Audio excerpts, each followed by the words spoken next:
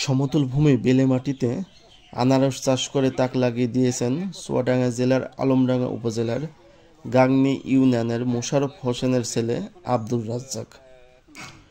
শখের বসে বাজার থেকে আনারস কিনে দুটি আনারসের মুখ লাগালে গাছে আনারস ধরতে দেখে শুরু করে এই আনারস চাষ।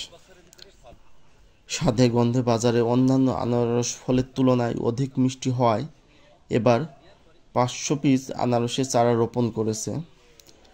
প্রতিদিন শত শত মানুষ তার এই আনারস বাগান দেখার জন্য ভিড় জমায়। আসলে এটা আপনার মাথার ভিতরে কিভাবে আসলো যে এই মাটিতে আসলে আনারস চাষ সম্ভব?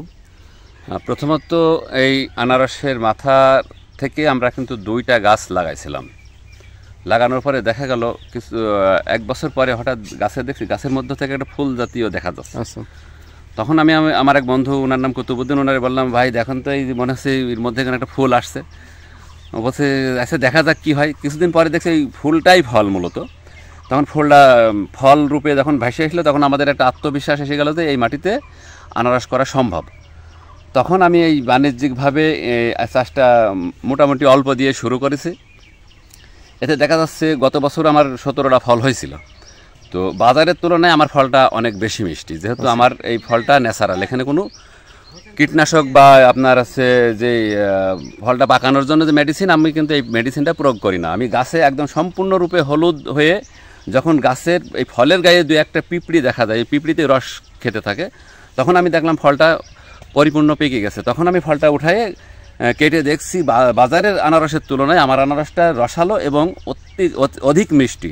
তখন আমার এই চাহিদাটা এবং আমার স্বপ্নটা আরও বেড়ে গেল। তখন আমি এবছরে প্রায় 500 গাছ লাগাইছি। 500 গাছ থেকে আপনারা তো দেখছেন যে প্রায় 200-র অধিক ফল আল্লাহ পাক এবার দিয়েছে। আমি আশা করছি আমার প্রসারটা আরও দিন দিন আমি বাড়ানোর চেষ্টা করতেছি। আচ্ছা, আপনার দেখা দেখি কি কেউ এগিয়ে আসছে এই চাষে? বেশ, আমার কয়েকজন বন্ধু তারাও আমাকে বলেছে যে আমরা এই চাষটা করব। আর আমার এই বিষয়টা দেখে কৃষি বিভাগ আমাকে 1 বস্তা চারা আপনার ইয়ের থেকে কৃষি অফিস থেকে আমাকে 1 বস্তা চারা এনে দিয়েছে। যখন হয় যে কোনো সাজেশন না, তখন আমি শখের বসে করি।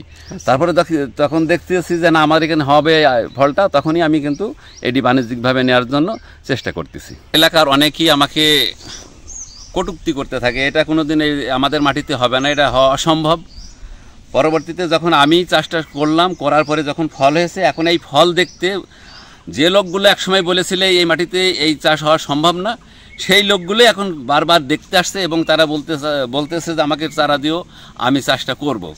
তো আমি আশা করতেছি এই বিপ্লব ঘটবে এবং আমার অঞ্চলে প্রত্যেকটা জমিতে এই বাগান বলতে যে জায়গা, বাগানের মধ্যে শুধু বাগান না, বাগানের ভিতরে অবশ্যই সবাই আমরা এই আনারস চাষ করার জন্য আমরা চেষ্টা করবো ইনশাআল্লাহ। আচ্ছা, কেউ যদি কোনো চারা নিতে চায় আপনার কাছ থেকে, তাহলে কি সে চারা নিতে পারবে? চারা নিতে পারবে, কিন্তু বর্তমান আমি মনে করতেছি আমারটা আগে কাভার করে নিই। আমার 5 বিঘা ফলের বাগান, আমি 5 বিঘে জমিতেই স্বপ্ন দেখেছি যে আমি আনারস আগে করে নেব, তারপরে আমি চারা দেওয়ার চিন্তা করতেছি।